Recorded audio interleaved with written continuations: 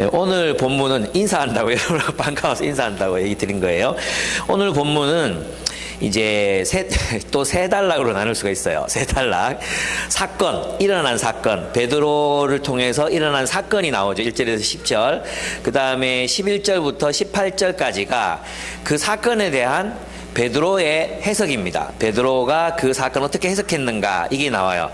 그리고 그 해석에 근거해서 베드로의 도전이 이제 19절부터 26절까지 이렇게 세 부분으로 되어 있습니다. 그러니까 사건이 있고 해석, 그 사건에 대한 해석이 있고, 그리고 그 해석을 어떻게 받아들일 것인가에 대한 도전이 있는 거죠. 그죠? 그래서 이 본문은 오늘날 우리에게 믿음을 가진다는 게 무엇을 의미하는가? 우리가 기독교 신앙을 가진다는 것이 어떤 의미인가? 하는 걸 말해줘요. 그게 뭐냐 하면, 이 초대교회 사람들이 믿어야 했던 것은 사도들에 의해서 해석된 신앙, 사도들에 의해서 해석된 예수에 대한 사건, 예수 사건이 사도들에 의해서 해석됐잖아요. 사건 그 자체만으로는 뭔가 받아들일 수가 없어요. 예, 그냥 죽은 사람이 살아났다. 이것만으로는 아무 의미가 없거든요. 또 여기서도 안전뱅이가 걸었다. 이걸로는 그냥 일어난 일이네, 우연이네, 아니면 뭐 원래 걸을 수 있었겠지, 이렇게 해석할 수도 있잖아요. 그런데 초대교인들이 이제 교회가 이 베드로의 증언을 듣고 믿음으로 받아들여야 했던 것은 베드로의 그 사건에 대한 해석이었다는 거예요. 그리고 우리는 그 해석이 진실하다, 진리다 라고 믿기 때문에 사도들의 믿음을 받아들여서 우리의 믿음으로 삼는 것입니다. 이것을 기독교 신앙이라고 하는 거예요. 그래서 있잖아요, 사건이 있고 이 사건을 사도들이 해석해 준 그 한계 안에서 해석하는 게 아니라 다 지우고 자기 마음대로 이 사건을 이성에 근거해서 해석하잖아요. 그런 이유가 이제 불투만, 도올 뭐 이런 사람들이거든요. 그러면 거기에는 굳이 예수를 믿지 않아도 돼요. 자기 뜻대로, 어차피 자기 뜻대로 모든 사건을 해석할 거니까. 제 말이 이해가 됩니까? 그래서 우리가 믿는 믿음은 사도적 전통 위에 서 있다 라고 말하는 게 그런 의미예요. 그래서 이제 이레니우스가 그랬나요? 이레니우스가 그랬지 싶은데 확실히 않아요? 이레니우스지 싶은데 사도들이 없는 곳에는 교회도 없다고 얘기했던 이유가 거기에 있었던 것입니다. 그리고 알리스터 맥그라스 같은 사람들도 뭐라고 말하느냐 하면 우리가 믿는 신앙은 사도적 전통을 이어받는 거라는 거죠. 그 사도적 전통이라는 건 다른 게 아니라 사도들이 성경을 해석한 방식, 구약 성경을 해석하고 사도들이 예수를 해석한 방식, 그 방식에 따라서 우리도 성경을 해석한다는 그런 의미가 있습니다. 그래서 우리의 믿음은 거기에 이제 우리 교회는 이것을 우리 기독교 신앙이라고 생각한다. 이게 이제 복음주의적 신앙이라고 할 수 있겠습니다. 그럼 자유주의는 뭔가요? 자유주의는 이런 사도들이 해석한 기독교를 이제 어떤 건 받아들이고 어떤 건 안 받아들이고 할 수 있는데 사도들의 해석보다도 자신들의 이성과 판단에 의해서 성경의 사건들을 이제 해석하는 거죠. 그래서 사실 여러분 아시겠지만 누가복음 또 마가복음, 마태 뭐 이런 것들보다도 갈라디아서라든지 서신서가 먼저 기록됐잖아요. 그죠? 서신서들이 먼저 기록이 됐어요. 그렇기 때문에 복음서에도 자신들만의 신학과 관점, 해석이 들어있어요. 내러티브이긴 하지만, 보편성을 띠긴 하지만, 무슨 뜻인지 아시겠죠? 보편성을 띠긴 하지만 그들의 어떤 신학적인 해석, 그들이 예수를 어떻게 보고 구약 성경을 어떻게 읽었는가에 대한 생각이 이 사도행전 누가복음에 들어있다는 것입니다. 그러면 우리가 가진 믿음은 그들의 증언과 그들의 해석을 우리들의 믿음으로 받아들인다는 거죠. 그런 의미에서 우리가 이제 자유주의자들과 동일한 신앙을 가지고 있다고 말하기에는 어려운 지점들이 있어요. 예수를 믿는다고 말하지만 실제로 그 예수가 우리는 사도들의 증언이 신실한 것을 알고 그 사도들의 증언을 따라 예수를 우리는 보고 예수를 믿잖아요. 근데 이제 그 자유주의자들은 이제 도울 같은 사람들 예를 들어보면 바울이 예수를 망쳤다, 바울이 기독교를 망쳤다, 이런 식으로 이제 얘기하거든요. 그게 뭐냐 하면 그들은 사도들의 신실함, 사도들의 증언이 신실하다고 믿지 않는 거죠. 예, 그래서 이제 저는 이제 우리가 가져야 될 신학의 스펙트럼이 이 사도들의 전통 안에서 자유롭게 신학할 수 있다, 이렇게 보는 것이 우리들이 가지고 있는 전통적 정통 믿음이라고 이렇게 이야기할 수 있습니다. 그래서 신앙이 같이 나도 예수 믿어 이렇게 얘기를 하지만 이제는 그 믿는 예수가 각기 다른 모습의 예수일 수 있다는 것을 우리가 아는 거죠. 우리는 뭘 지키는 사람이에요? 사도적 신앙, 사도적 전통, 사도적 믿음을 지키는 사람들이 바로 우리 그리스도인이다라고 저희는 이제 생각한다는 것입니다. 그래서 우리는 베드로의 해석을 따라 예수 그리스도를 믿습니다. 이 사건도 있잖아요. 이렇게 생각할 수 있어요. 원래 이 사람 걸을 수 있었어. 근데 밥 벌어 먹고 살기 위해서 이제 왜 있잖아요. 왜 이렇게 끌고 다니는 사람들 있잖아요. 그랬는데 베드로가 내가 하느니 일어나라 하고 오른손을 잡아 땡기니까 어쩔 수 없이 일어난 거야. 어쩔 수 없이 이 호기를 끌어가지고 나은 것처럼 막 이렇게 했다고 해석할 수도 있어요. 제 말이 이해됩니까? 근데 우리는 그 해석을 받지 않고 베드로가 나사렛 예수의 이름으로 일어나라고 해서 그 예수의 능력으로 그가 일어났다는 해석을 받아들이는 거죠. 이게 사도적 믿음이라고 하는 거예요. 우리는 이걸 믿어요. 예. 그래서 우리는 베드로의 해석을 따라 예수 그리스도를 믿습니다. 또 우리는 바울의 해석을 따라 예수를 믿습니다. 예. 어쩔 수 없는 거죠. 예. 그러면 문제는 뭐냐면 그들의 해석이 정말 예수께로부터 배운 것이고 또 정말 진실한 것인가, 이게 이제 중요한 건데 제가 알기로는 베드로는 분명히 십자가에 거꾸로 못 박혀 죽었고 누가도 바울 따라다니다가 이게 정말 인생을 정말 고생을 하면서 바울 따라다니며 복음을 전했고 이런 어떤 이 삶의 진정성을 볼 때 거짓을 위해서 그렇게 살다가 죽어갈 수는 없었을 것이다. 저는 그렇게 믿습니다. 그래서 저는 사도들의 고백, 사도들의 증언, 그리고 사도들의 해석이 진실하다 믿습니다. 그래서 이 사도들을 통해서 나는 예수를 믿는 거예요. 여러분 있잖아요. 그래서 여러분이 이게 중요한 거예요. 그래서 이제 여러분은 불트만을 통해서도 예수를 믿을 수 있고 도어를 통해서 예수를 믿을 수 있고, 이건 같은 부류지만 우리는 이제 사도적 전통을 따라서 예수를 믿을 수 있습니다. 우리의 선택은 사도들의 증언이 신실하다 믿는 것이죠. 그래서 사건은 있죠. 여러분이 아셔야 되는 거, 우리 다 알죠. 이제 대학교에서 역사 공부 좀 했으면 다 알죠. 사건은 사건 자체로는 아무 의미가 없습니다. 사건은 사건 자체로는 아무 의미가 없습니다. 그러나, 그래서 이 사건은 해석이 필요합니다. 우리는 예수 사건을 해석한 제자들의 해석, 즉 증언이 진리라고 믿고 받아들입니다. 그래서 우리는 이 성경을 해석할 때도 사도들이 해석한 대로 읽는 사람들이라고 할 수 있습니다. 사도들의 눈으로 성경을 읽는 사람들이 바로 우리 그리스도인이다, 이렇게 이해할 수 있습니다. 만약에 이 사도들의 틀이 없다면 우리는 굳이 예수를 필요로 하지 않습니다.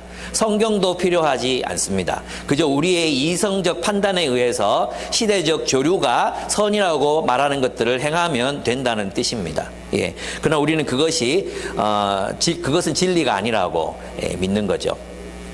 그래서 이제 그 사건 속으로 한번 들어가 보겠습니다. 이런 얘기를 여러분이 아무 데서나 들을 수 있는 게 아닙니다. 예, 사건 속으로 들어가 보겠습니다. 1절에서 10절인데요. 베드로와 요한이 예수님의 이름으로 나사렛 예수의 이름으로 나면서부터 걷지 못하는 장애인을 고칩니다. 이 베드로와 요한이 당시 관습을 따라서 오후 3시에 기도를 드리기 위해서 성전으로 올라가죠. 그런데 거기에는 한 사람이 있었습니다. 그죠? 성전 민문에 한 거린이 있었어요. 근데 저는 이제 이 베드로와 요한의 모습에서 이제 오후 3시가 되면 기도하는 시간이 이렇게 딱 정해져 있잖아요. 그렇기 때문에 이게 무슬림 국가에 가보면, 이슬람에도 가보면 이 아짠이라 그러나? 뭐라 그러죠? 하여튼 그 왜 새벽 아침에 한번, 점심 때 한번, 해질 때 한번 해가지고 막 왕 하면서 막 이렇게 막 소리 나오잖아요. 특히 이런 데 가보면 막 기도하라고 막 소리 나오거든요. 그러면 사람들이 막 엎드려서 기도하고 이런단 말이에요. 그런 것들이 이제 그들의 신앙을 지켜가는 전례, 어떤 의전이 되는 거죠. 예전이 되는 거죠. 예전. 그래서 저도 생각을 해봤는데 우리 개신교는 이런 예전이 사실 많이 이제 약화되고 상실됐다고 할 수 있죠. 거죠. 우리가 드리는 예전은 주일 예배 요 정도잖아요. 또 우리 교회는 이제 BSM 하는 요런 거 있는데 이걸 공동체적으로 좀 뭐 예를 들자면 이걸 한번 간사님들하고 얘기를 해보고 싶은데 매주 월요일 몇 시는 우리가 가족을 위해 기도하는 날 뭐 이런 거 있잖아요. 또 뭐 화요일 또 직장에 가서 12시는 직장에 있는 주변 사람들을 위해서 기도하는 날 이런 식으로 예전을 정해놓고 알람을 설정해서 우리가 카톡을 보내는 거죠. 뭐 음악도 같이 실어가지고 지금은 기도하는 시간이다. 지금은 BSM 하는 시간입니다. 뭐 지금은 뭐 지는 노을을 바라보며 하나님을 묵상하는 시간입니다. 뭐 이런 어떤 예전들이 좀 있으면 우리가 좀 더 이제 잘할 수 있지 않을까. 그래서 이제 각 숲마다 보면 약간의 예전들이 생기거든요. 그게 뭐냐면 이제 바울산지 캠숲 아이들은 매일 저녁 10시가 되면 주음 앞에 모여서 예수님 앞에 모여야 되는데 주음 앞에 모여서 기도회를 해요. 기도회를. 예, 기도 제목 올려주고 그 시간이 10시가 되면 딱 기도를 해요. 매주 그거를 있을 자매가 매일 올려요. 매일. 기도 시간입니다 하고 오늘 몇 명 참석했습니다 이렇게 올리는 거예요. 그러면 그게 굉장히 이제 훈련이 되겠죠. 또 이제 어떤 숲들은 어떤 정해진 시간에 줌으로 만나든지 오프라인에서 만나가지고 BSM 하는 시간을 갖잖아요. 이런 것들이 이제 우리의 어떤 신앙생활을 뭐랄까 규칙적으로 또 습관을 만들어내는 그런데 굉장히 유용하다 이렇게 할 수 있어요. 그래서 이걸 우리 시대에 맞게 좀 적합한 그런 예전 왜 베네딕트 수도회가 했던 것처럼 몇 시에 일어나고 뭐 이런 게 정해져 있는 것처럼 나는 근데 베네딕트하고 나이가 안 맞아요. 규칙, 규범 이런 게 너무 힘들거든. 그럼에도 불구하고 최소한의 규칙과 규범이 있는 그래서 그게 우리 습관이 될 수 있는 습관으로 만들어질 수 있는 그런 시스템이 있으면 어떨까. 왜 달리기 진짜 싫어하는 사람들도 크루에 가입하고 반드시 인스타에 올려야 되잖아요. 그죠? 인스타에 반드시 올려야 되니까 어쩔 수 없이 뛰는 사람들이 있거든요. 어쩔 수 없이. 예, 그런 어떤, 거룩한 습관을 만들, 경건의 훈련을 위한 예전, 이런 것들이 좀 필요하지 않을까, 이런 생각은 좀 해봤습니다. 어쨌든 이 본문에서는 조금 떨어진 이야기이긴 하지만, 그래도 이제 이게 필요하지 않나, 이런 생각이 들어서 여러분과 함께 얘기를 나눠보고요. 그 다음에 성전 미문이란 말, 미문, 아름다운 문이라는 뜻이죠. 아름다운 문에서는 나면서부터 걷지 못하는 사람이 구걸을 하고 있었어요. 근데 이 사람은 평생 동안 여기서 구걸을 하고 있었거든요. 그죠? 평생 동안 여기서 구걸을 하고 있었어요. 그러니까 베드로와 요한이 매일 올라가는 습관이 있었는데 그러면 이 거린의 존재, 안진뱅이 거린의 존재를 알았을까요? 몰랐을까요? 알았죠. 예수님 때도 이 사람이 그 성전 미문에 있었다고 봐야 돼요. 그죠? 그런데 이때 이제 베드로의 눈에 딱 들어온 거죠. 베드로의 눈에 아마도 성령께서 이제 성령 받았잖아요. 성령께서 어떤 마음의 확신을 주셨던 것 같습니다. 그 사람들은 그가 다리를 못 쓰니까 일을 할 수가 없잖아요. 그래서 먹고 살라고 성전 미문에다가 그를 데려다 놓고 구걸을 해서 먹고 살라고 했으면 뭐 최소한의 배려죠. 근데 이렇게 생각해 보면 이 미문이라는 자리는 굉장히 좋은 자리다. 그죠? 근데 이때 거지들이 얼마나 많았겠어요? 거지들이 얼마나 많았을 텐데, 아주 이 특수를 노릴 수 있는 그런 자리를 차지해서 혼자 독과점으로 이제 구걸을 할 수 있었다. 요거는 이 거린의 존재가 약간은 좀, 아마도 좀 있는 사람 집, 뭐 사람이 아니었어. 요거는 예, 성경하고는 그냥 상관없어요. 없는데 어쨌든 미문에서 구걸하고 있는 사람이 있었습니다. 그리고 베드로가 그를 주목했습니다. 우리를 보시오. 거린이 무엇을 얻을까 하여 그들을 주목했습니다. 그때 베드로가 말합니다. 은과 금은 내게 없으나 내게 있는 것을 그대에게 주니 곧 나사렛 예수의 이름으로 일어나 걸으시오 했습니다. 그리고 오른손을 잡아서 이렇게 일으키니까 그가 일어나서 즉시 다리와 발목에 힘을 얻어서 일어나 걷습니다. 얼마나 좋았겠습니까? 나면서부터 걷지도 못하는 사람이었습니다. 나면서부터 걷지도 뛰지도 못하는 한 번도 걸어본 적이 없는 사람인데 이렇게 서 있는 자기 모습, 두 발로 서 있는 자기 모습을 보고 그리고 이 베드로와 요한이 성전으로 들어가니까 같이 동행하면서 한번 상상을 해보십시오. 베드로와 요한의 막 가득한 웃음 그리고 이 사람이 일어나서 발을 쳐다보고 앞으로 걸어갔다가 뛰어갔다가 막 뛰어서 돌아오고 사도들 주위를 막 뱅뱅 돌고 뛰고 막 할렐루야 막 외치고 이런 모습을 한번 상상해 보십시오. 얼마나 좋았겠습니까? 그런 일이 이 예루살렘 성전에서 일어나게 되었던 것입니다. 이 사건은 사실은 구약 성경 예언의 성취였어요. 어떤 예언의 성취입니까? 하나님께서는 예언자들을 통해서 그리스도가 일으키실 일, 그리스도를 통해서 일어날 일, 즉 종말에 일어날 일을 예언하셨습니다. 이사야서 35장 5절에서 6절을 보면, 이사야서 35장 5절에서 6절을 보면 이런 예언이 담겨 있습니다. 그때 눈먼 사람의 눈이 밝아지고 귀먹은 사람의 귀가 열릴 것이다. 그때 다리를 절던 사람이 사슴처럼 뛰고 말을 못하던 혀가 노래를 부를 것이다. 광야에서 물이 솟겠고 사막에서 시냇물이 흐를 것이다. 정말 멋지죠? 정말 멋지지 않습니까? 모든 장애인들이 이제 회복돼서 정상인의 삶을 살아갑니다. 그리고 광야에서 사막에서 샘이 터져서 물이 흐릅니다. 예, 얼마나 놀라운 일이 일어납니까? 근데 유대인들은 이 날이 언제 이루어진다고 생각했어요? 종말의 날에, 마지막 날에 이루어진다고 생각했거든요. 근데 놀랍게도 이 일이 누구 오신 이후로부터 일어나기 시작했습니까? 예수가 오신 이후로부터 일어나기 시작했어요. 이 말은 뭐냐 하면 하나님이 인간들을 위해서 선사하고 싶었던 하나님의 통치의 실현, 하나님의 평화, 그죠? 하나님의 완전한 정의와 공의의 실현이 예수 이후로부터 성취되기 시작했다는 것을 말해주는 것입니다. 다시 말하면 종말이 단번에 임하는 것이 아니라 예수와 함께 임하고, 그리고 그 종말이 실현되어 간다는 것, 이미와 아직 사이의 기간이 있다는 것을 이제 예수를 통해서 그 당시 사람들이 이제 알게 된 거예요. 예, 제 말이 이해되죠? 예, 그렇습니다. 그래서 예수님은 예수의 오신 이후로부터 지금까지, 또 주님이 오실 때 이 시간 모두가 하나님의 뜻이 성취되어가는, 하나님의 나라가 성취되어가는 시간들이라고 우리가 이제 이해할 수 있는 거죠. 그래서 이 베드로가 나면서부터 이제 일어설 수 없는 이 사람을 일으킨 이 사건은 두 가지 사실을 우리에게 말해줍니다. 첫째, 성경의 예언이, 하나님 나라에 대한 그 약속이 예수 그리스도를 통해 성취되고 있다는 사실, 예수 그리스도를 통해 성취되고 있다는 사실, 즉 종말의 약속, 하나님의 평화가 온전히 실현되어서 민족과 민족 간의 벽이 사라지고 어린아이가 독사골에 손을 넣어도 물지 않고, 사자와 어린 양이 함께 놀고 뛰노는 그런 궁극적 평화의 날이 예수 그리스도와 함께 시작되었다. 이걸 말해주는 거예요. 두 번째는 뭐냐 하면 예수님이 지금 지상에 없잖아요. 그런데 예수가 했던 똑같은 일이 제자들을 통해서 똑같은 일이 일어나고 있는 거예요.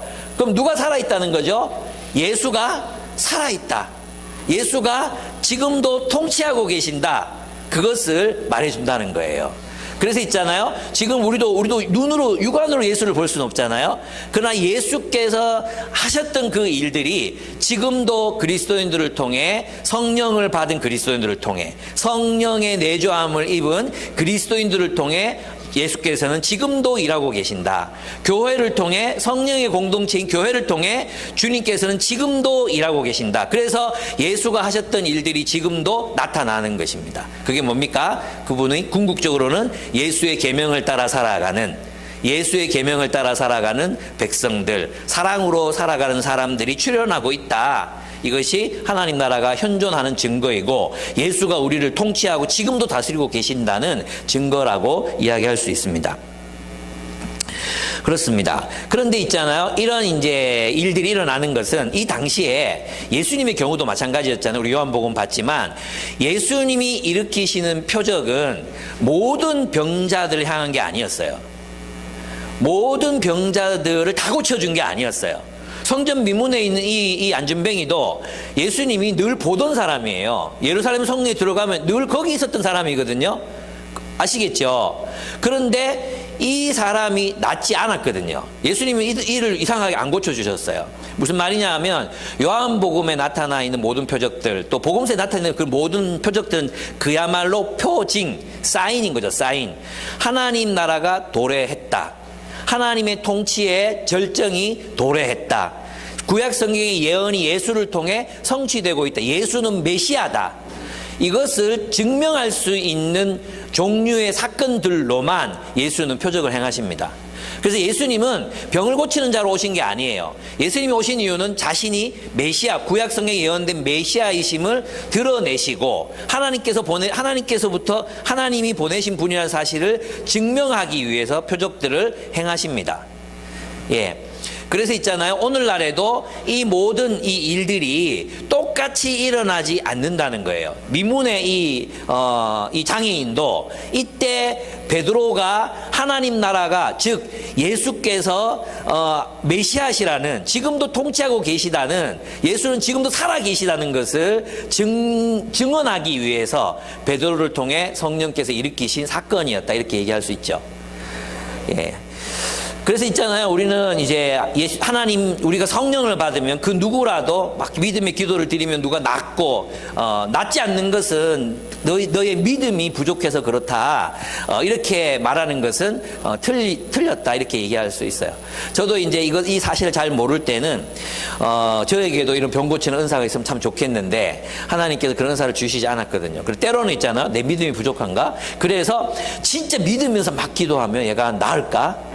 막 이런 생각들을 해본 적이 있었던 것 같아요. 그래서 힘주어 기도하고 신념을 가지고 막 기도하고, 그랬던 적도 있었던 것 같아요. 근데 이것은 그런 표적은 그렇게 나타나는 게 아니에요.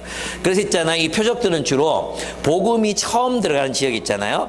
복음이 처음 들어가는 지역의 선교사님들이 이제 그 복음을 증거해야 되는데, 복음에 대한 선이해도 없고 성경에 대한 선지식도 없는 사람들에게 복음을 전하려면 표징이 있어야 될 거 아니에요. 그래서 있잖아요. 러시아는 종교가 있긴 하죠. 러시아 시골이나 또 아프리카나 이런 예전에 복음이 전혀 전해지지 않았던 지역에 가 있으면 이 사람이 목사인, 선교사인 걸 알고 사람들이 와서 막 기도해달라 그래요. 한 선교사님은 자기 막 기도해달라 그래가지고, 자기는 신유의 은사가 없는데 기도해달라 그러니까 내 목사 체면에 안 갈 수는 없고, 안 나면 어떡하지? 불안감으로 가서 기도했는데 정말 이 사람의 그 죽을 병이 나아버린 거예요.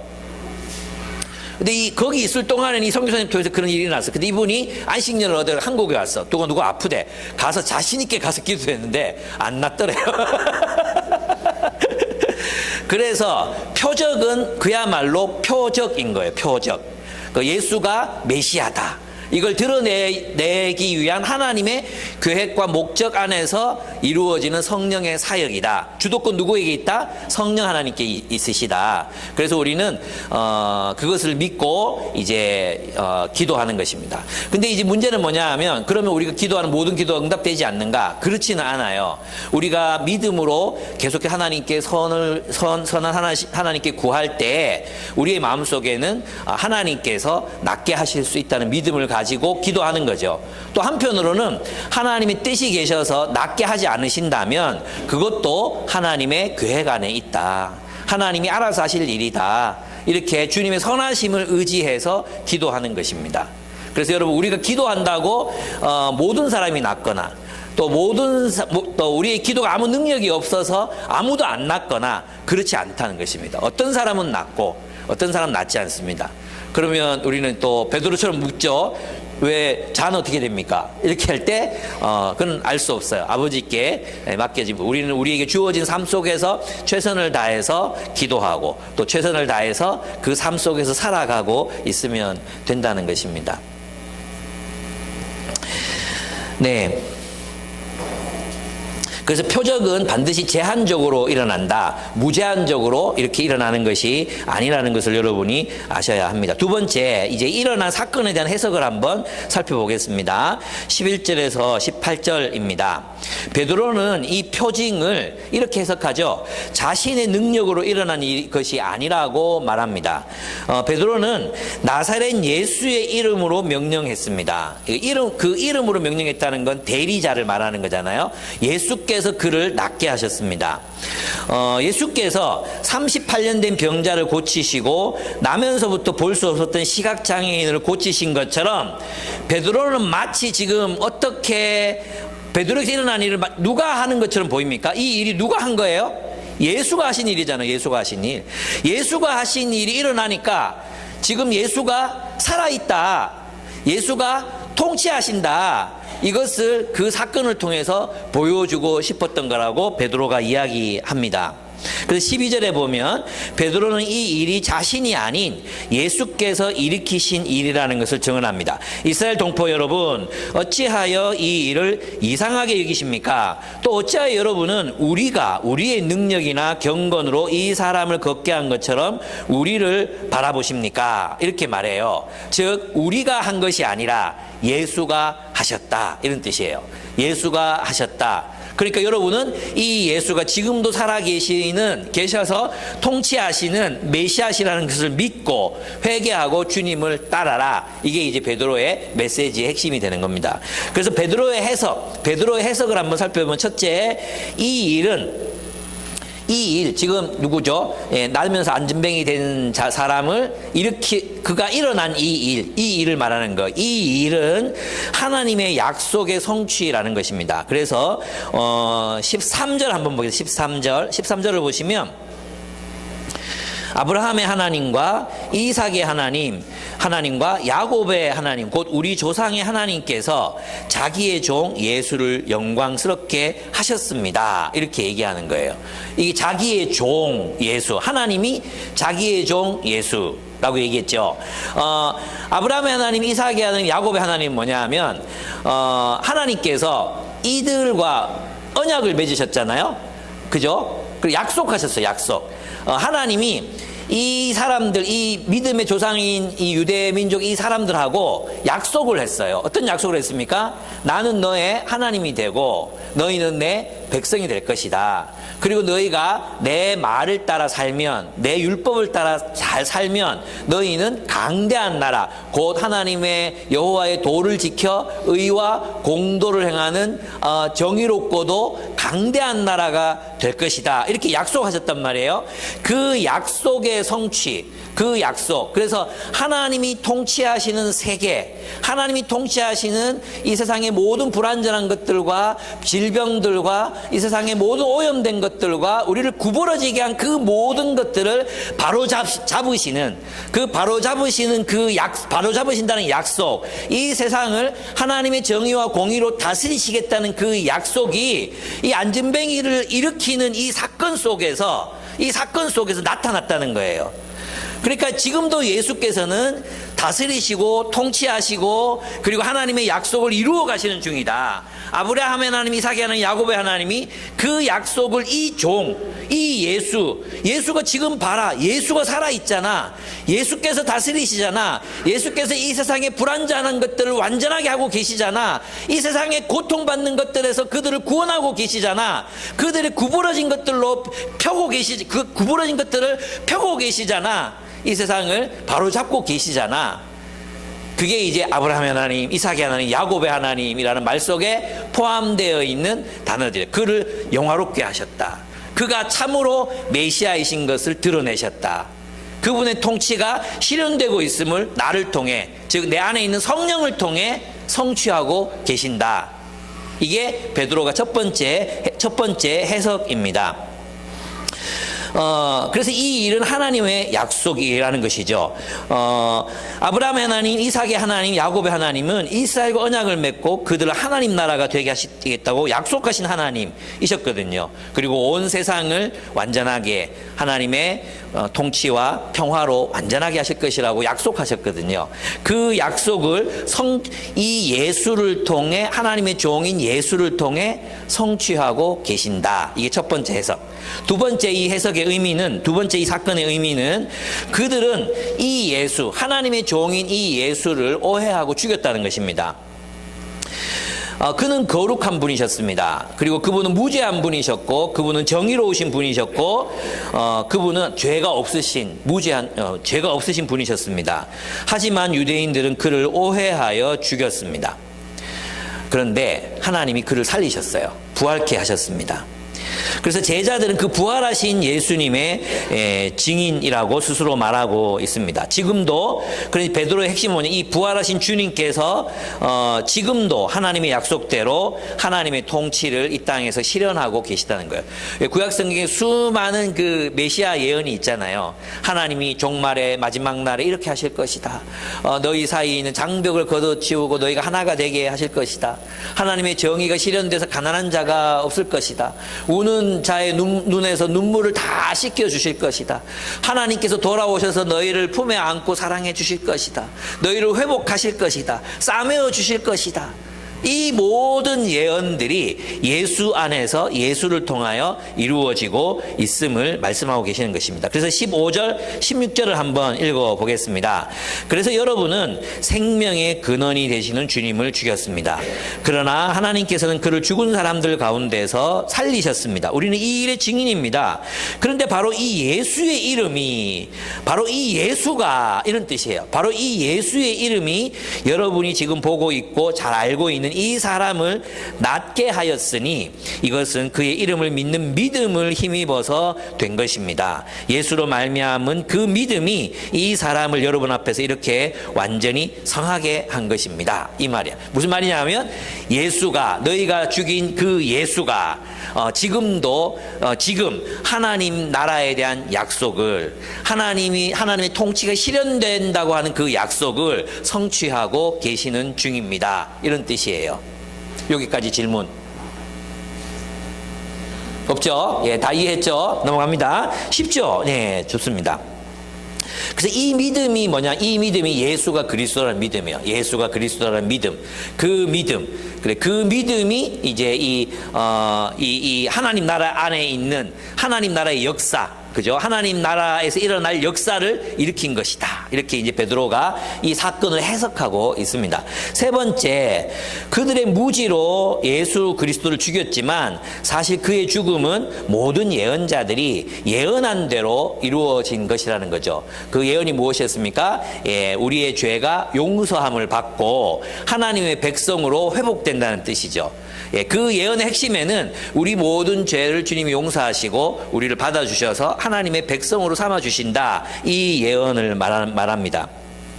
그래서 17절, 18절 한번 읽어보시면, 그런데 동포 여러분은 여러분의 지도들과 마찬가지로 무지해서 그렇게 행동했다는 것을 나는 알고 있습니다. 그러나 하나님께서는 모든 예언자의 입을 빌어서 그리스도가 고난을 받아야 한다고 미리 선포하신 것을 이와 같이 이루셨습니다. 이렇게 말합니다. 여기에는 이제 누가가 이 누가복음과 사도행전을 기록한 목적이 여기 드러나고 있어요. 뭐냐 하면 유대인들은 성전 파괴 이후에, 예루살렘 성전 파괴 이후에 유대 그리스도인들을 유대인이라고 인정하지 않기 시작했어요. 예. 성전 파괴 이후에 유대 그리스도인들은 너희는 예수 믿는 사람이지 우리 아브라함의 하나님, 이삭의 하나님, 야곱의 하나님과 상관없다. 너희는 이단이다. 이렇게 주장하기 시작했다는 거예요.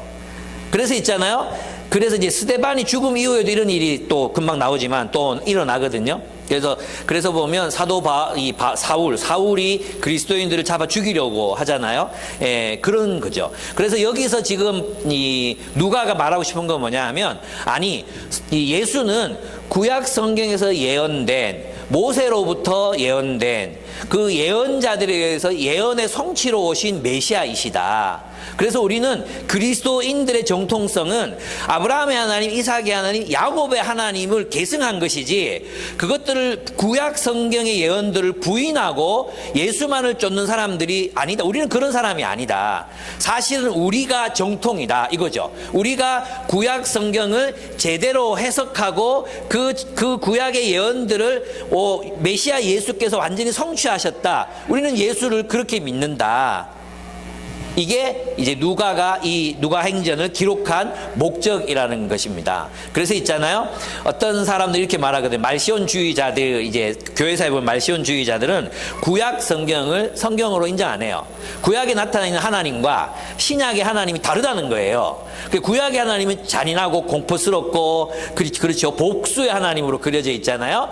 그런데 신약의 예수님은 사랑이 가득하잖아요. 그래서 이제 신약만 받고 구약은 지우자. 이게 그게 이제 돌 같은 자유주의 신학자들에게 나타나는 거예요. 이제 예수 이후로는 신약만 있으니까 구약은 폐지됐으니까 필요 없다는 거죠. 근데 누가 행전을 가만히 들여다보면 구약이 필요 없는 게 아니라 구약이 있어야 예수가 의미를 가지는 거예요. 구약이 없으면 예수는 아무도 아니에요. 그냥 예수는 어떤 사람, 구약이 없으면 예수님은 그냥 어떤 한 시대에 나타나가지고 센세이션을 일으키고 그냥 사라진 어떤 미스테리한 존재에 불과해요. 그런데 우리는 구약이 있기 때문에 이분이 이 메시아이시구나, 이분이 구약 성경이 예언한 그 메시아이시구나. 그럴 때 바로 교회도 의미를 가지는 거예요. 교회가 이 예수께서 창조하시라고 하셨던 새 창조의 피조물이 교회구나. 이걸 뭘 통해서? 구약이 없으면 교회도 없는 거죠. 어떤 뜻인지 알겠죠? 그래서 우리에게는 이제 보네퍼가 주장했듯이 시간이 지날수록 구약이 더 중요해진다 그랬잖아요. 보네퍼가. 그럼 마찬가지로 구약을 이해하면 이해할수록 예수님이 진짜 메시아구나. 예수가 진짜 메시아라면 하나님 나라가 도래했구나.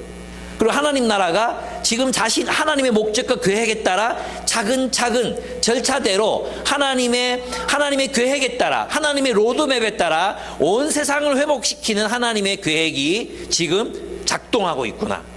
하나님의 나라가 일하고 있구나. 역사하고 있구나. 예수가 지금도 살아계시는구나. 우리와 함께 계셔서 당신의 통치를 실현해가고 계시는구나. 이걸 믿을 수 있게 되는 것입니다.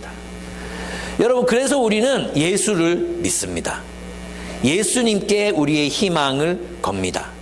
예수님이 우리의 구원자라는 사실을 믿는 것입니다. 그렇습니다.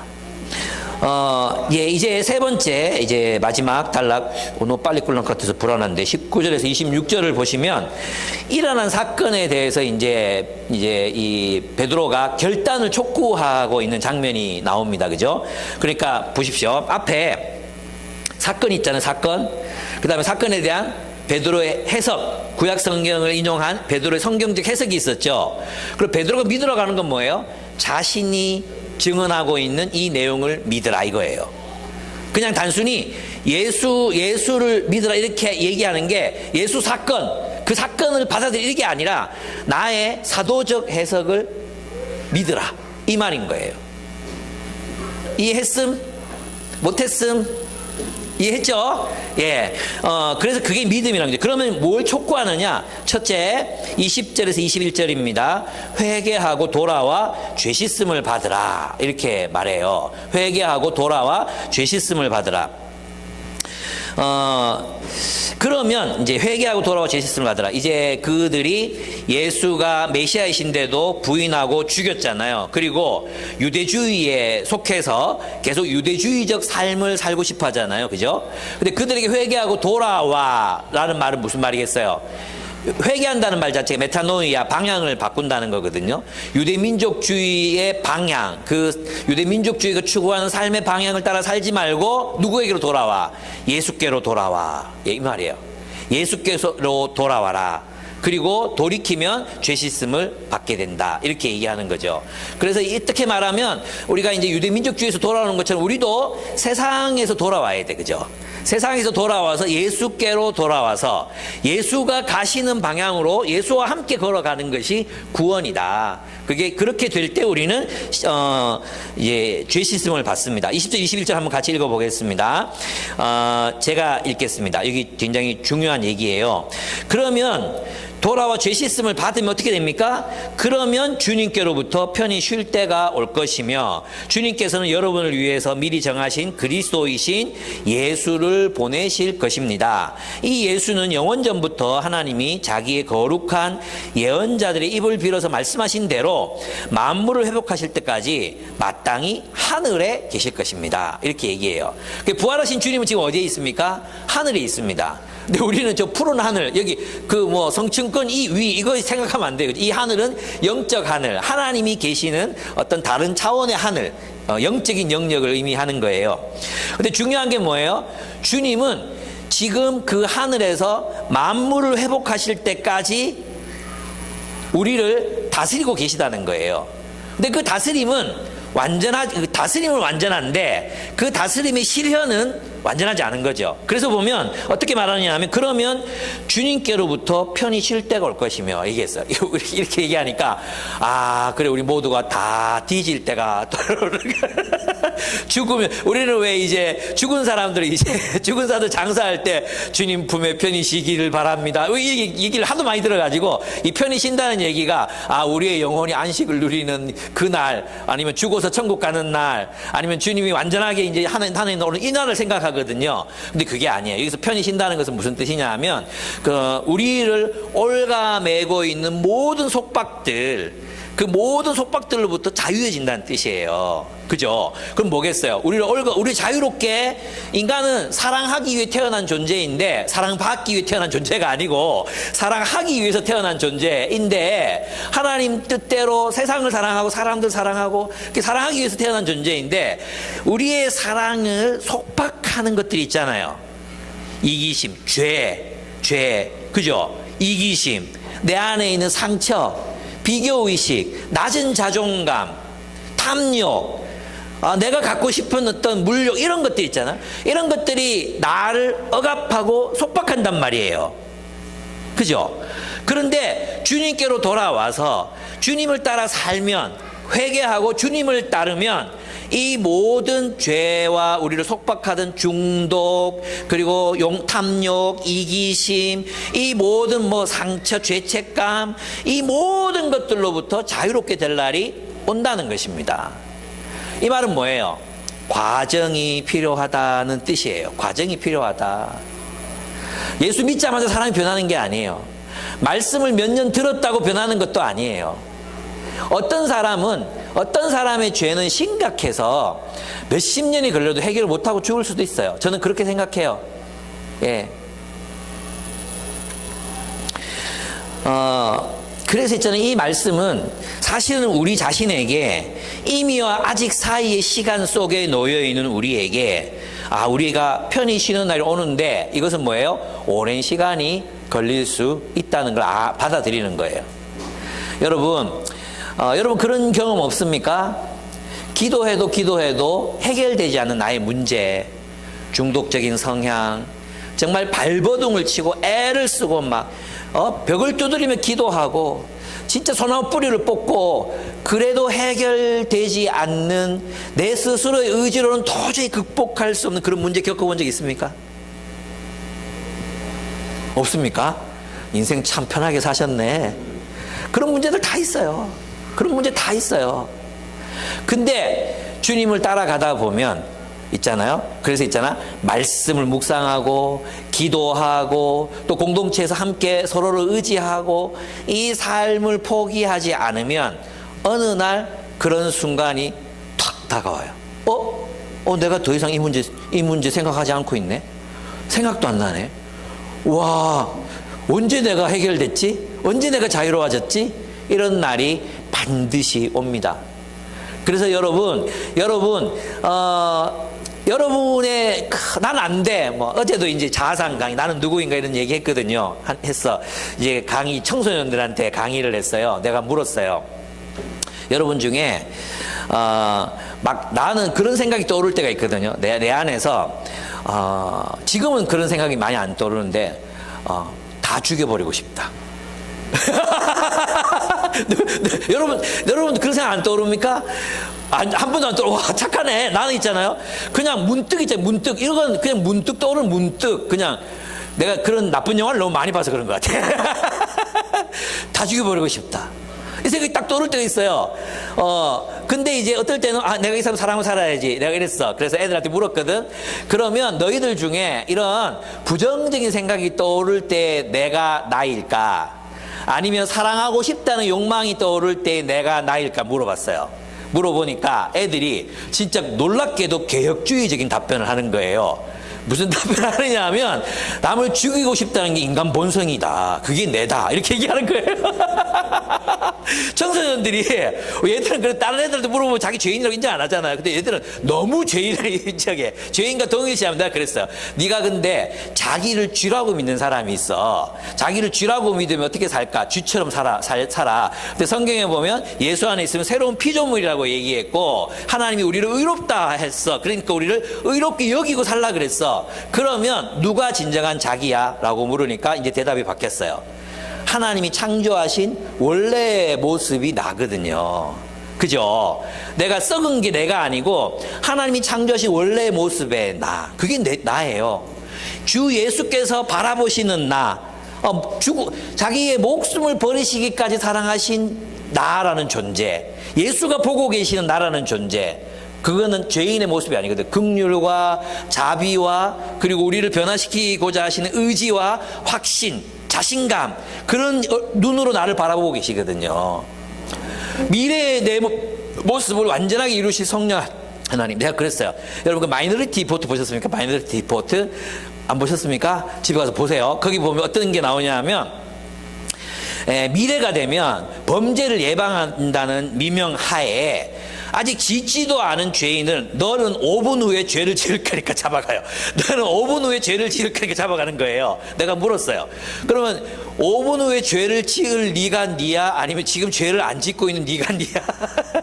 여러분 내가 누구인가 이렇게 얘기할 때 되게 어려워요. 내가 어떤 충동에 못 이겨 누굴 죽였는데 그게 너야? 아니면 그 사람을 뭐 사랑하면서 살았던 너가 너야? 이렇게 물으면 계획주의적 답변은 죽이는 지가 지지 이렇게 얘기하거든요. 근데 그렇지 않아요. 성경은 하나님이 창조하신 나, 예수께서 바라보시는 나, 성령이 만들어 가실 나를 바라보시면서 소망하게. 그래서 사랑은 뭐라 그랬어요? 사랑 오래 참고 쭉 하다가 나중에 바라고 믿고 소망하는 것. 바라고 믿고 견디느니라. 이게 사랑이거든. 사랑은 바라고 믿고 견디는 거예요. 왜? 누구 때문에? 성령 하나님 때문에. 성령 하나님께서 우리를 변화시켜 가실 것을 믿기 때문에 바라고 믿고 견디는 것입니다. 자유케 되는 날이 오는 것을 알고. 나 자신의 모습이 자유케도 되지만 진짜 왜 그런 게 있잖아. 자는 왜 맨날 저럴까? 왜 저 모습에서 벗어나지 못할까? 또 뭐 얘기하면 누가 또 똑같이 또 그랬대? 또 부부싸움 했다 그러면 또 싸웠대? 뭐 여러분 우리 부부 보면서 느끼는 거잖아요. 저 목사님 왜 매주 싸우지? 뭐 이런 생각 들지 않습니까? 그렇죠. 그게 인간이잖아요. 그런데 우리 사랑이란 건 뭐냐 하면 그런 그들을 바라보면서 믿고 견디고 참는 것. 믿고 참고 견디는 것. 이게 사랑이라고 말했어요. 그래서 우리는 이것을 믿고 서로 기다려주고 소망하고 긍휼히 여길 줄 알아야 돼. 인간이 자기 의지대로 할 수 없는 일들이 있다는 걸 알아야 돼요. 나는 사람들 있잖아요. 이제 보통 좀 예민한 사람들 보면 애니어그램 1번, ISTJ들. 이 사람들 내가 정죄하는 게 아니고요. 그런 성향이 있죠. 자기 죄에 대해서는 별로 인식을 안 해요. 왜냐하면 자기는 되게 바르게 살거든요. 이 사람들은 죄 잘 안 지어요. 1번 유형 죄 잘 안 지어요. 바르게 살거든요. 근데 남을 괴롭히죠. 요런 사람들은 이제 사람에 대해서 내가 참 죄 안 짓고 사는 사람들은 사람에 대해서 긍휼히 여기는 마음을 배워야 됩니다. 인간이 그렇지. 목사라고 별 수 있나? 우리도 그래요. 우리도 뭐 별 수 없어요. 목사 가정이라고 우리 안 싸우는 거 아니에요. 문제가 일어나요. 그거 바라보고 긍휼히 여기는 거죠. 뭐 교회가 왜 저래? 뭐 교회가 왜 저래? 뭐 리더들이 왜 저래? 숲지기가 왜 저래? 그래요. 그런 게 인간이에요. 그래도 내가 진짜 확신하게 할 수 있게 있는 게 뭔지 아십니까? 그래도 참 많이 변했다.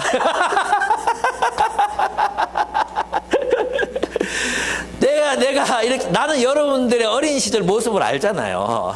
그래도 참 많이 변했다, 애썼다 이런 마음이 저는 듭니다. 그렇게 참 그렇게 보여도 하나님 보실 때는 더 그렇지 않겠어요? 기특하다. 저도 제 모습을 생각해 보면 야 정말 옛날 모습은 이전 것은 기억나지도 않아. 이전 것은 기억나지도 않게 새 것이 되었어요. 진짜로 새 것이 된 느낌이 있어요. 내가 이렇게 훌륭해졌단 말이야.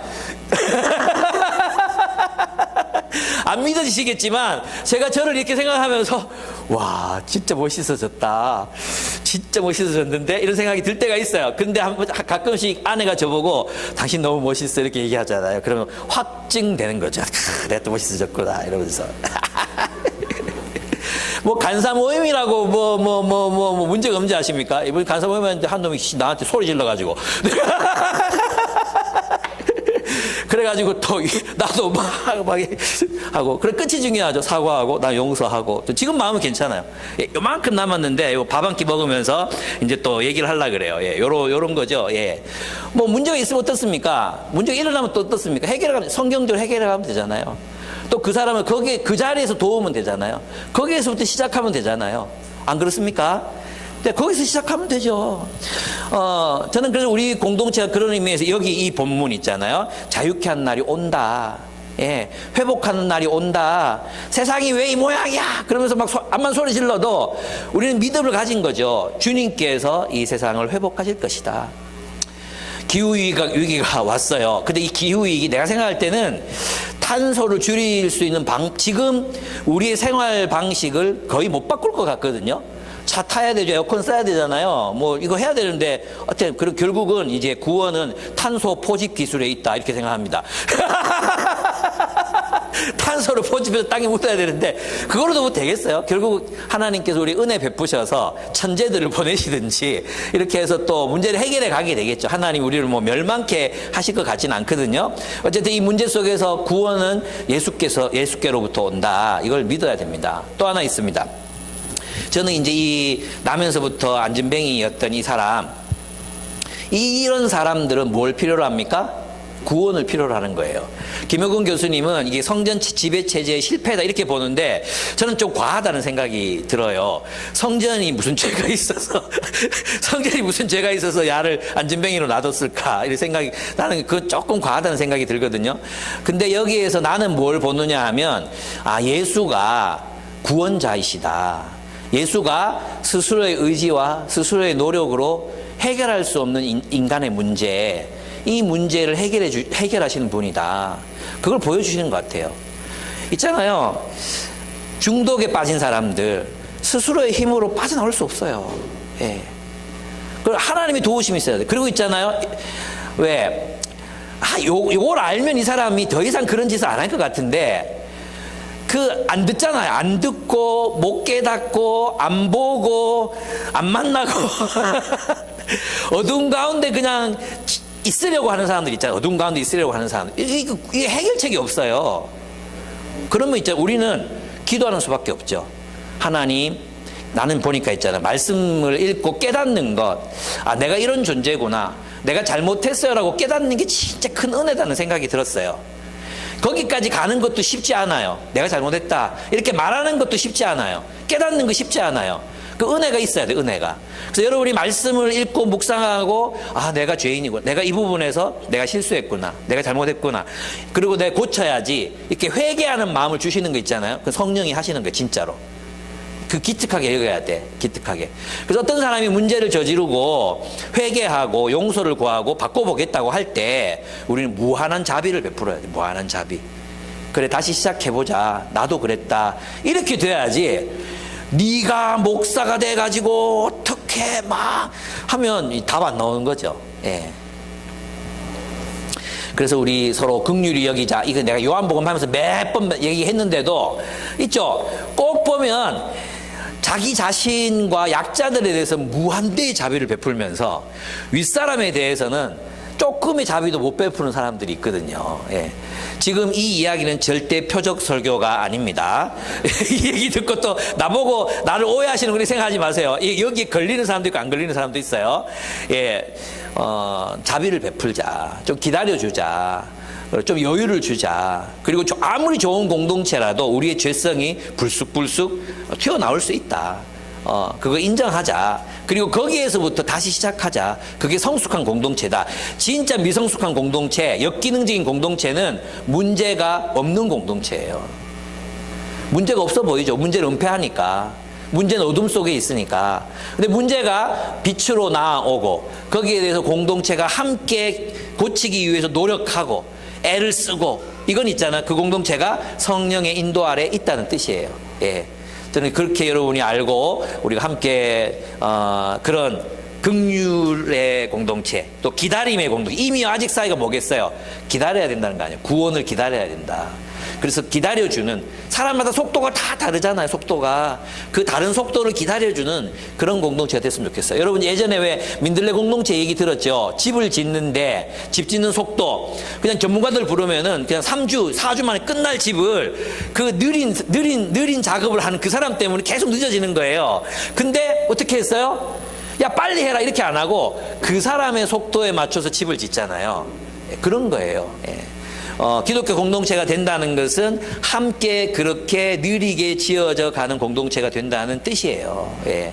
저 많이 바뀌었죠. 예. 옛날 같으면 야, 니 좀 쉬라 하고 니 와서 이거 해 이렇게 됐을 것 같은데, 그죠? 그렇습니다. 하나님의 눈으로 보면 우리는 계속 자라고 있는 중이고, 그 중에 이렇게 요런 짱돌 같은 거 있죠. 이게 잘 안 빠지는 이 돌들이 있어요. 이 돌들. 이거는 좀 우리가 기다려 주면서 함께 도와야 돼. 직면도 하고, 이 새끼 이렇게 뒤통수 한 방 때리고, 또 말씀으로 또 권면도 하고, 위로도 하고, 같이 울어도 주고, 그래야지 그 문제들을 해결해 갈 수 있습니다. 저는 우리 공동체가 그런 공동체가 되기를 바랍니다. 두 번째, 22절, 23절, 예수의 말씀에 순종하라는 거예요. 그러니까 예수가 메시아라면 어떻게 해야 되느냐? 첫째는 그분이 회개하고 돌아와서 죄 씻음을 받으라 그랬잖아요. 두 번째는 뭡니까? 예수의 말씀에 순종해라. 22절에서 23절이에요. 모세는 말하기를 주 하나님께서 나를 세우신 것 같이 너희를 위하여 너희 동족 가운데서 한 예언자를 세워주실 것이다. 그가 너희에게 하는 말은 무엇이든지 다 들어라. 모세가 1500년, 예수님 오시기 1500년 전에 모세가 장차 하나님께서 나와 같은 예언자 하나를 일으키실 것이다. 그가 나타나면 너희는 무조건 그의 말에 순종해라는 거잖아요. 그가 나타나셨어요. 그가 예수라는 거예요. 베드로는 그가 예수다. 그의 말을 들어라 이거잖아요. 그럼 예수의 말씀에 순종해야 되는데, 예수께서 우리에게 주신 계명은 무엇이었습니까? 내가 너희를 사랑한 것처럼 너희가 서로 사랑하라. 다른 말로 하면 십자가의 사랑으로 사랑하라는 거죠. 십자가의 사랑이 무엇입니까? 용서하는 사랑으로 사랑하라. 그들이 나를 죽였는데 그들을 용서하라는 거 아니에요? 나를 죽이는 그들을 용서하라는 거 아니에요? 그죠? 용서해라. 이 용서의 대상에는 공동체도 있고요, 목사도 있고요, 그 다음에 나한테 죄 지은 그 나쁜 놈들도 있고요. 나도 지금도 생각하면 이 배신자 이렇게 그냥 주홍글씨 새기고 싶은 그런 사람들도 있습니다. 근데 용서하라. 용서의 사랑. 또 뭡니까? 발 씻어주는 사랑, 발 씻어주는 섬김. 더러운 발을 씻겨준다는 게 뭐예요? 그의 더러운 발, 더러워진 존재를 용납하는 거죠. 그리고 내가 그 더러워진 발을 씻기기 위해서 할 수 있는 일을 찾는 것, 그게 십자가의 사랑이에요. 더럽다고 에이 새끼 더러워 냄새나 저리 가, 저리 가라고, 이게 아니라 그 더러워진 발, 그게 공동체의 발일 수도 있고 개인의 발일 수도 있어요. 그 발을 씻어주는 것, 그 존재를 용납하는 것, 그게 사랑, 십자가의 사랑이다. 세 번째, 생명을 나누어주는 교제, 사귐. 생명을 나누어 주기까지, 생명을 주기까지 사랑하는 사귐. 그 교제로 주님께서 순종하라. 십자가의 사랑으로 사랑하라. 이렇게 명령하는 것입니다. 세 번째, 예, 그렇습니다. 요거 이제 제가 생각해 보면 월요일 날 이제 부산 범천교회에서 우리 교회를 방문했어요. 월요일 날, 내가 쉬는 날 방문을 했어요. 왜 방문을 그때 했냐 하면 그 약속이 돼 있었어요. 자기가 그 교회가 내 강의를 듣고 싶대요. 그래서 저는 그럼 부산 범천교회 주소 찍어주세요 했거든요. 그게 아니고 우리 교회에 와서 내 강의를 듣겠대요. 그래서 나는 이게 열심히 대단하다 이 생각했거든요. 진짜 탁월한 전략이에요. 우리 교회로 오니까 간식을 우리가 돼야 돼. 간식을 우리가 돼야 돼. 그리고 장소 준비 이거 내가 다 했어. 일찍 와가지고 이거 에어컨 틀어놓고 테이블 준비하고 아내 하나 같이 간식 준비하고 있었는데, 월요일이니까 쉬는 날이잖아요. 그래서 문을 열고 약간 좀 피곤한 마음에 문을 열고 떡 들어와서, 물론 이제 기쁘죠. 청년들 만나니까 기쁘죠. 들어왔는데 요셉산지 한 소그룹이 막 여기 와서 전을 굽고 있는 거예요. 비 오는 날 전을 막 전 끄는 냄새가 고에 막 가득한 거예요. 그 이왕 비 오는데 그때 이제 그 노는 날이니까 와서 같이 놀자 이래가지고 전 굽고 수박 깨고 했는데 그 혜택을 범청교회 청년들이 다 고스란히 이제 받아 먹었어요. 아 진짜 탁월한 전략이에요. 나도 그래가지고 이제 생각한 게 우리 청소년들 데리고 부산에 가야 되겠다. 부산이나 광주에 가가지고 그 목사님 강의를 듣고 싶습니다 하고 가면 점심 때쯤 가면 밥을 주겠구나. 수박도 얻어먹을 수 있겠구나 이런 생각이 들어가지고 이거 괜찮은 전략인데, 그래서 강사들의 교회를 방문하는 거지 한 3군데 방문하면 강의 3개 끝나는 거잖아요. 예, 그런 생각을 지금 해봤습니다. 근데 여기서 제가 얘기하고 싶은 건 그것입니다.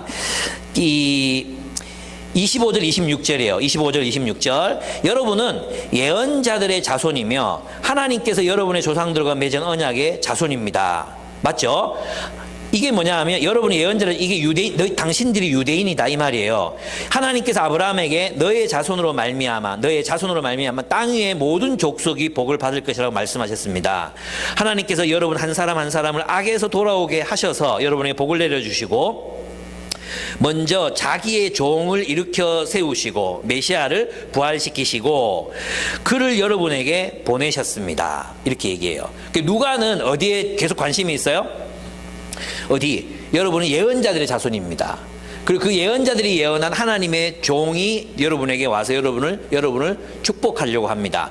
그 아브라함이 약속을 받았잖아요. 너의 후손, 너의 자손, 너의 가족이 하나님의 축복을 받게 될 것이다. 내 주님의 계명을 따라 살면 어떻게 돼요? 축복을 받게 돼요. 축복. 그리고 그 축복의 통로가 돼서 하나님을 알지 못하는 사람들에게로 그 축복이 흘러가게 하시겠다 약속하셨잖아요. 그러면 이 하나님의 종의 명령, 십자가의 사랑으로 우리가 서로를 사랑하게 될 때 우리 공동체가 무엇을 누리는 공동체가 됩니까? 하나님이 하늘로부터 주시는 축복을 누리는 공동체가 됩니다. 왜? 구약 성경에도 내 계명을 지키라. 그리하면 너희에게 내가 복을 주겠다고 약속하셨거든요. 그죠? 복이 먼저가 아니에요. 우리가 주님의 계명을 따라 살면, 주의 율법을 따라 살면, 십자가의 사랑으로 서로를 사랑하면 이 공동체 자체가 우리에게 축복이 된다는 거예요.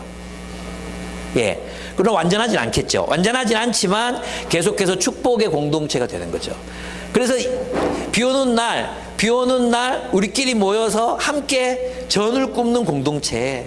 그리고 외부인들이 왔을 때 손님 대접하는 먹고 마시고 즐거워하는 공동체. 이 공동체됨 그 자체를 보상으로 얻는. 그리고 이 공동체가 너무나 행복하기 때문에 이 공동체의 행복이 우리 주변 사람들에게로 흘러가는. 그래서 우리 때문에 다른 이들이 축복을 받는 그런 비전이 이제 예수와 함께 실행되고 있다는 것입니다. 그래서 베드로의 마지막 명령은 이 하나님의 복을 누리라는 것입니다. 너희가 서로를 사랑함으로 축복이 되고 그리고 세상을 향해 나아가서 축복의 통로가 되라 하는 것입니다. 그래서 교회 공동체는 하나님이 주신 축복을 누리는 공동체가 되어야 되는 거죠. 어떻게 누립니까? 서로 사랑함으로. 십자가의 사랑으로 사랑할 때 우리는 그 십자가의 사랑이 가득한 공동체를 보상으로 얻습니다. 십자가가 있어야 합니다. 사랑하기 위해 고난을 받아야 합니다. 용서하기 위해 마음이 아파야 합니다. 서로의 발을 씻겨주기 위해 그 존재가 주는 그 아픔을 고스란히 받아내야 합니다. 그러면 우리는 부활의 기쁨을, 생명을 누리는 기쁨을 보상으로 얻게 됩니다. 나는 여러분의 공동체가 그랬으면 좋겠습니다. 저는 이게 뭔지 조금씩 알아갑니다. 예. 정말 우리 서로 남이었잖아요. 서로 몰랐잖아요. 근데 여호수아 산지가 가만히 보면 있잖아요. 요셉 산지는 함께한 시간이 굉장히 오래 됐거든요. 그죠? 그리고 바울 산지도 지들 딴에 이제 20대 만나가지고 꽤 오랜 시간을 함께 했어요. 근데 이제 여호수아를 생각하면, 생각보다 함께 지낸 시간이 별로 많지 않아요. 예. 우리가 많다는 건 한 20년쯤 돼야 우리가 좀 지냈다 이렇게 얘기하는 거예요. 그래서 있잖아요. 우리가 아직 그럼에도 불구하고 우리가 오랜 시간 꽤 보냈는데도 아직도 우리가 서로 대면대면하고 뭔가 있잖아. 그냥 예배, 그냥 기존 교회에서 예배 드리러 오는 그런 어떤 공동체인 것 같은 그런 느낌이 들 때가 한 번씩 있었어요. 근데 요즘 여러분들의 모습을 보면 이제 그걸 조금 극복했다는 생각이 들어요. 예, 조금 극복했구나. 예, 그리고 나아가고 있구나. 그래, 지금부터 더 사랑하자. 이게 언제부터 시작되는지 아십니까? 서로에 대해 실망하기 시작했을 때 비로소 진정한 사랑이 시작되는 거예요. 그게 보네포 얘기잖아요. 보네포 성도의 공동생활 거기 보면 나오잖아요. 우리가 서로에게 실망하기 시작했을 때, 시작할 때 이제 진짜 사랑이 시작되는 거예요. 부부간의 사랑 언제 시작됐어요? 연애할 때 콩깍지 푹 뒤집어 쓰고 내 애인은 아무것도 잘못할 수 없어. 내 애인은 너무 훌륭해, 멋져. 이건 사랑이 시작이 안 된 거야.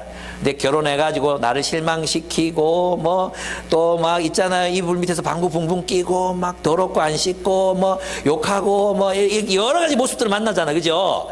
그때부터 뭐가 시작돼요? 진짜 찐 사랑이 시작되는 거예요. 찐 사랑. 여러분 빨리 서로에게 실망합시다. 아멘. 서로에게 빨리 실망합시다. 그래야지 진짜 사랑을 할 수 있거든요. 아직도 뭐 서로에게 기대하는 게 있습니까? 인생을 덜 살았구만. 뭘 기대합니까? 사람에게 뭘 기대합니까? 기대할 게 없습니다. 여러분 우리 있잖아요. 믿음이라는 걸 생각하면 그런 걸 자꾸 생각하거든. 여러분 로맨스 소설이나 로맨스 영화 보셨습니까?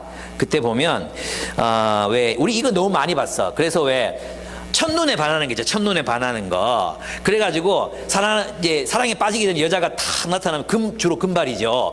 금발을 휘날리며 나타나면 주변에 아무것도 없어져. 페이드 아웃돼. 페이드 아웃되고 이 여자만 바라보면 후광 확 보면서 모든 장면이 슬로우 비디오. 이렇게 막 보이잖아. 그죠? 그리고 심장이 멎을 것 같은 심장 두드리는 소리. 쿡쿡 이런 소리만 들리잖아요. 그죠? 오직 그 여자만 보여. 그래서 소설에도 보면 오직 그녀만 보였다. 숨을 쉴 수 없었다. 나는 사랑에 빠졌다. 뭐 이런 표현들이 막 나오는 거예요. 이딴 것들로 사랑을 배워 놓으니까 사랑이 그럴 거라고 생각해. 그래서 내가 일부 예배 때 요셉 산지한테 물어봤지. 여러분 이렇게 첫눈에 반해서 숨 막히듯이 그렇게 사랑에 빠진 사람 손 들어보라 그러니까 아무도 손 안 들더라고. 아무도. 그래서 내가 다시 물어봤어요. 어떻게 물어봤냐 하면 여러분 처음에 서로 싫어했죠. 그러니까 깔깔깔깔깔 다들 웃고 막 난리가 났어요. 처음엔 다 싫어. 내가 다 알거든요. 정남이가 정현이 싫어했고 정인이가 덕원이 싫어했고 우리 집사람이 다 싫어했고 다 알거든요. 근데 알아가면서 어떻게 돼요? 우리 아내가 나를 알아가면서 나를 존경하고 나를 사랑하게 됐잖아. 그리고 결혼해서 또 실망해서 한참 실망하다가 또 다시 회복돼 가고 그리고 또 서로 신뢰를 쌓아가고 이랬어요. 지금은 정말로 사랑하거든요. 지금 정말로 사랑하거든요. 믿음이 그런 거예요. 믿음도 있잖아요. 예수님을 처음 볼 때 우리 이제 새신자들 그거 있죠. 어떤 체험 같은 거 막 감동 이런 걸 원하거든요.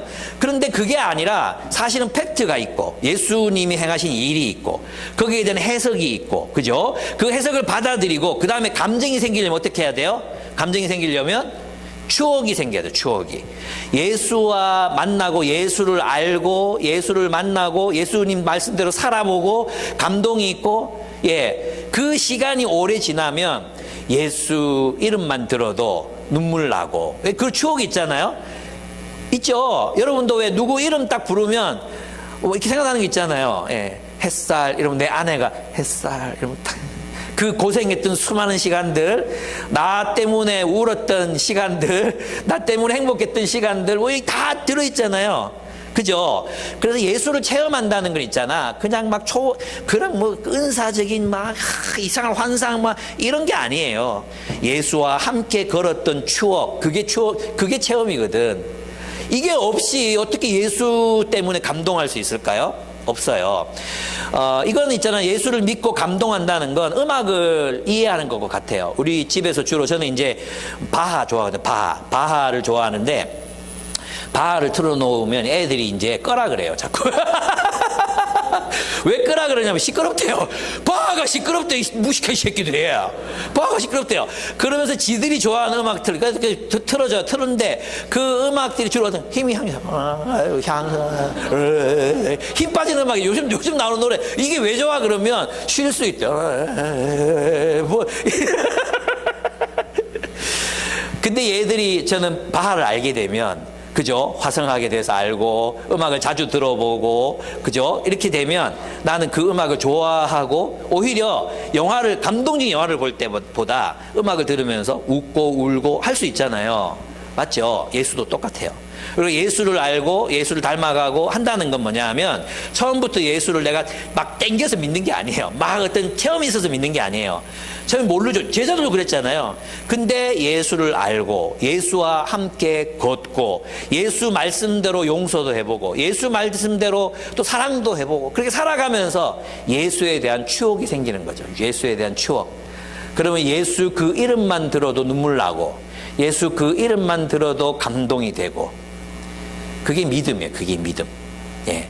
그래서 오늘 이제 우리가 베드로 사도행전 2장에서 나타난 베드로의 증언을 보면 사건이 있고 베드로의 해석이 있고 그 해석대로 예수를 믿고 그 믿음을 따라 걸을 때 그 다음에 우리에게 다가오는 것이 체험입니다. 감동입니다.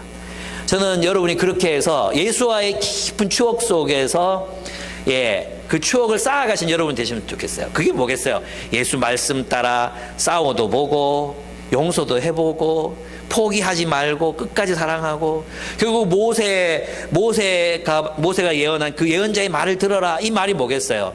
끝까지 사랑으로 살아라. 십자가의 사랑으로 살아라. 그러면 너희는 그 보상으로 십자가의 사랑으로 충만한 공동체를 사람들을 얻게 될 것이다. 그것이 주께서 우리에게 가르치시는 말씀, 본령이라고 믿습니다. 함께 기도하겠습니다.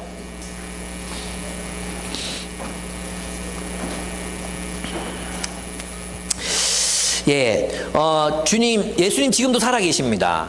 그냥 살아계실 뿐만 아니라 지금도 다스리고 계십니다. 하나님의 나라를 이 땅으로 오게 하고 계십니다. 이 땅에서 하나님의 나라가 실현되도록 우리 안에서 성령을 통해서 우리 안에서 하나님 나라를 우리 공동체 속에서 실현하고 계십니다. 우리가 그분을 따라 살 때 우리는 서로를 십자가의 사랑으로 사랑할 수 있습니다. 그리고 충만한 축복을 누리며 살아갈 수 있습니다. 하나님, 그 삶을 누리는 우리의 생애가 되게 해주십시오. 그런 교회가 되게 해주십시오. 기도하시면 좋겠어요. 두 번째, 성전 미문에 앉은 안진뱅이를 위해서 기도합시다. 그게 여러분 자신일 수도 있고 또 한편으론 우리 공동체 가운데 똑같은 문제로 계속 좌절하고 무너지고 일어서지 못하고 자기의 의지로는 도저히 극복할 수 없는 문제들을 안고 살아가는 사람들이 있습니다. 그들을 위해서 기도합시다. 그들을 위해 기도가 필요합니다. 자기를 구원할 수 없습니다. 하나님께서 깨닫게 해주십시오. 하나님께서 돌아오게 해주십시오. 하나님께서 일으켜 주십시오. 그리고 일어날 때까지 포기하지 않도록 주님께서 붙들어 주십시오. 우리 그렇게 주님 앞에 기도했으면 좋겠고 그 대상이 여러분 자신일 수도 있습니다. 여러분 자신을 향하여서도 주님 나를 구원해 주소서 기도 드리시면 좋겠습니다. 함께 기도하겠습니다.